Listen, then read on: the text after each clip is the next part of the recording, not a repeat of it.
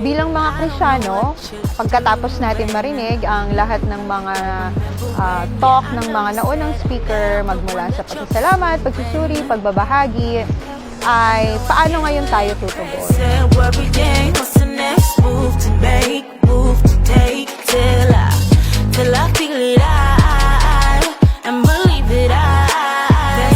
So bilang mga Kristiyano at bilang mga nakatanggap na ng magandang balita na mula sa Panginoon, paano natin ito maipapakita o paano natin mahaharap ang mga ministeryo na nag-aabang sa atin paglabas natin nitong Christmas Institute 2022.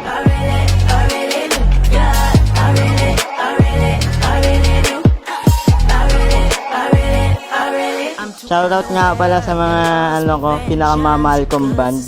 Yan sa Rescue Power Team, mahal na mahal ko kayo. Yes. Sobrang saya ng experience ko ngayon. This is my first time to be part of the staff and ng band, and sobrang overwhelming. And I hope na magtuloy-tuloy pa to sa mga susunod na CI. Thank you. Depresya kayo, guys.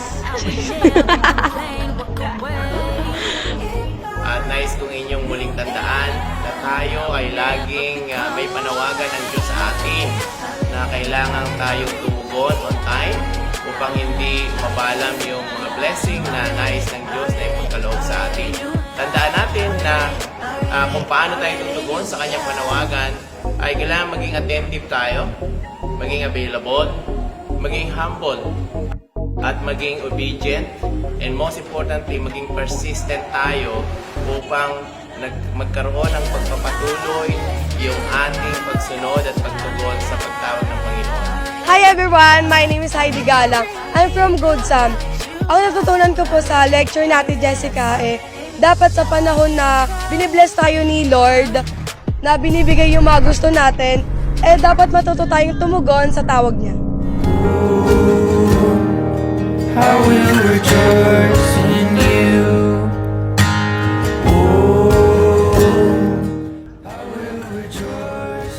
Hello po. Ako po si Leyna Denrico from Kamaning First United Methodist Church. Ang natutunan ko po sa lecture ni Teacher Jessica kanina is kung lang intensyon na gawin yon or napipilitan ka lang sa ginagawa mo, huwag mo na ituloy. Marahil sa paglilingkod kay Lord, kailangan fully dedicated tayo at buo yung decision natin. At huwag tayong humindi sa mga calling niya. Can't help love God. Can't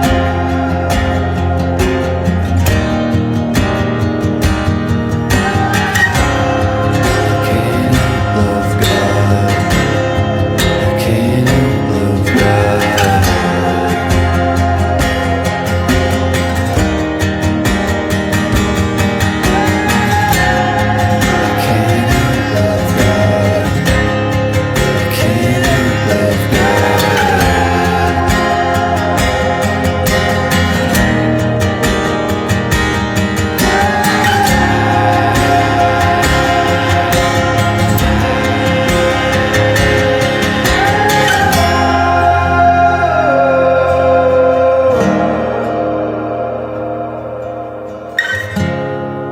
Can't help love God.